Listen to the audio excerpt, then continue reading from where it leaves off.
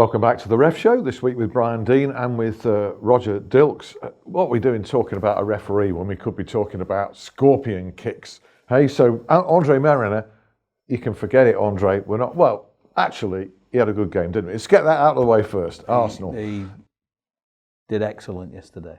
Okay, good game with wet conditions. Mark Halsey blogged it and said with a smile on his face. One of the biggest smiles came from, now you're going to see another side to this. Olivier Giroud, the best example of what's almost becoming commonplace now, a scorpion kick. All right? Fantastic goal, first of all. Incredible goal. Oh, I mean, just, you can run out of things to say about that goal. That was brilliant. Really intuitive finish from him. How do you do it? It's instinct, you know, and he'll have done things like that in training, and he'll have been in situations in training where you've got to improvise, and I think that's just one of those situations.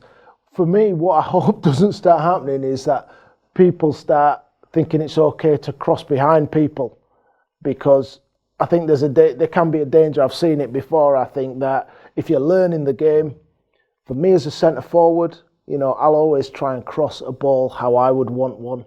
Yeah. Right. Putting in for myself, and I think ordinarily, if he hadn't have improvised, then he would have been really upset about the quality of the service that came in. So I think we need to not get carried away too much, because realistically, he made a bad situation very good, and it was a sublime piece of skill. No credit to the crosser of the ball for an assist. No credit whatsoever. Just a bad cross. Well, it was a bad cross, you know. Yeah. And if you look at the one that Ibrahimovic set up for Mkhitaryan, it was the same thing. You know, it's played behind him. Yeah. So if he hadn't improvised as well, that would have just, one of the defenders would have cleared it. Yeah. Have you ever done anything remotely like that in a match or in training, Brian, or tried it? Come on, man. I mean, of course I have. Look, I mean, it's, you know, I mean, I remember a couple of goals I scored down at Sheffield United when I was nearly on the touchline, and the ball's got drilled in from the far side, and I've just let it roll off the front of my foot, and it spun over the back of the goalie, and I got, somebody said, oh, you know, it was a fluke, and then I did it a couple of weeks later. You know, and somebody said it was a fluke, and somebody had said, no, he actually did it 2 weeks. So, you know, you're always, when you're on top of things and when you're confident, these are things that you will try in a game, and occasionally they come off. And kids everywhere are going to be trying this now, aren't they? And that's no bad thing, but they're going to have to get some poor crosses in order to do it. That's the irony. Okay, talking about bad, well, this is not what we want to talk about on the Ref Show, but we do. Lee Mason, Manchester United 2, Middlesbrough 1, horrendous mistake. Ibrahimovic scored a goal, which gets wrongly disallowed. How and why, Roger? Well, let's make it... 0-0 as well. It was 0-0, but let's be very, very clear. That was a good goal. When we look at how the game was built up to that stage, Martial put a fantastic cross in, and Ibrahimovic, he was on it, you know, lightning pace, even at his age, lightning pace, stabbed the ball home, removed his foot from any danger, and then Victor Valdez, Schmeichel-like, comes flying out and collides with him. Yeah. So it's a goal. Yeah. So. And if he hadn't gone in, it would have been a penalty by the sound of it. Correct. If he'd have wiped him out, then we'd have been talking a penalty if he'd gone round the post in real time. But then you've got to look at the referee. And he's outside the penalty area. He's looking through a number of players. He probably, from the position, it's like the domino effect. He can't see through Zlatan. And therefore, you can only say to yourself, he's guessed. And if any up-and-coming referees watching this programme want to make a New Year's resolution, the thing is, never ever guess. You're going to make a point, right? For me, it's quite simple. He doesn't understand the ability of the player. I mean, if you look at that goal, he's actually the timing to actually connect with the ball and the power he generates, you know, as well as the guy's athleticism. None of those things are taken into consideration. You know, it's... And these errors are piling up now for Lee Mason, and it's a question of accountability and whether there's ever going to be any in terms of referee mistakes. Yeah, and you know, because we've got games coming thick and fast over this period, he'll be out again.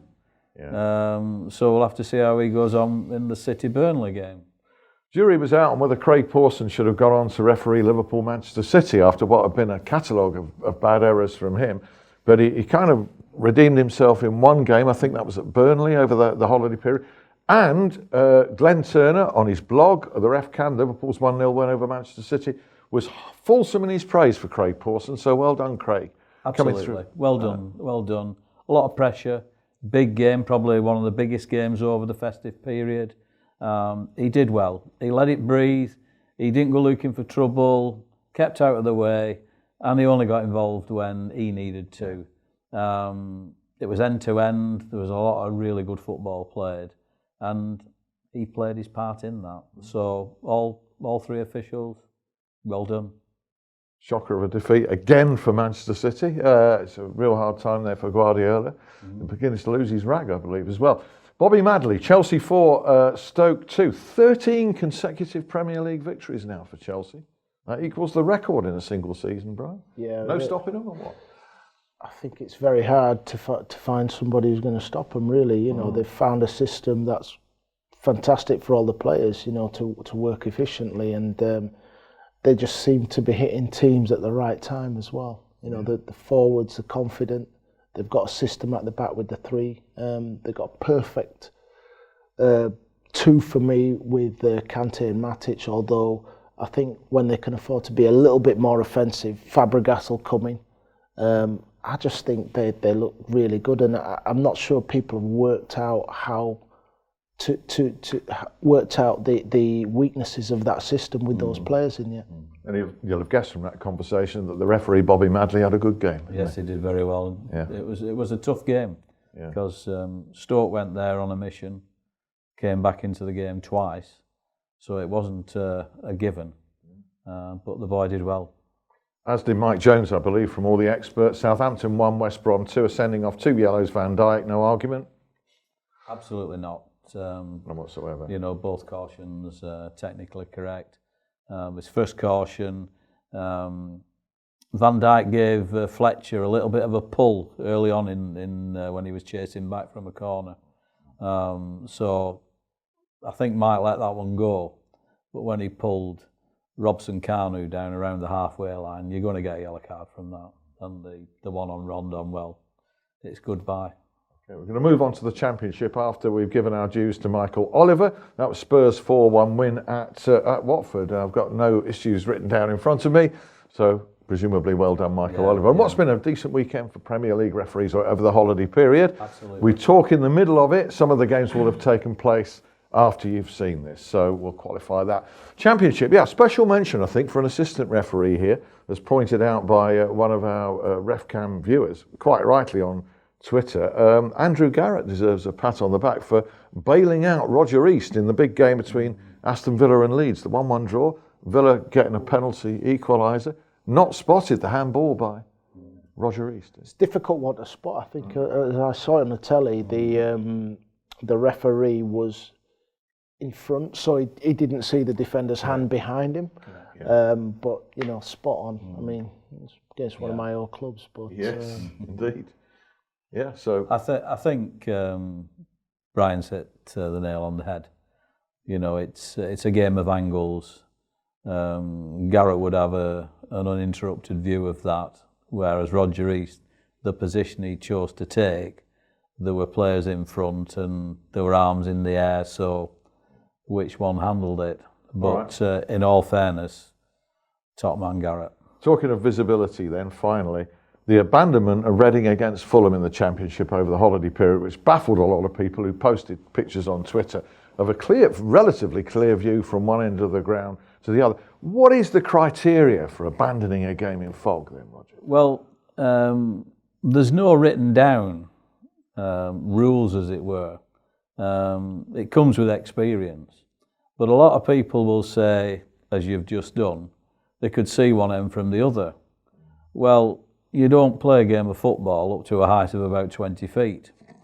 So when the goalkeepers, for instance, are fly kicking and so forth, the ball will go up into the air and everybody loses the ball. So that's a key consideration. Other considerations are that you might be able to see from one end to the other, but you might not be able to see across the field of play.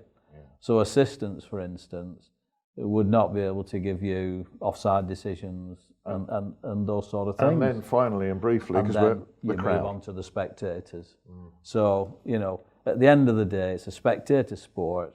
So if you're going to let a crowd in of 50,000 and it's a bit iffy, then you better, on the side of caution, really. Thanks for the explanation, Roger, and thank you to Brian. Good to see you, and do rejoin us for yet another ref show as we kick off into 2017 next week. Bye now, bye.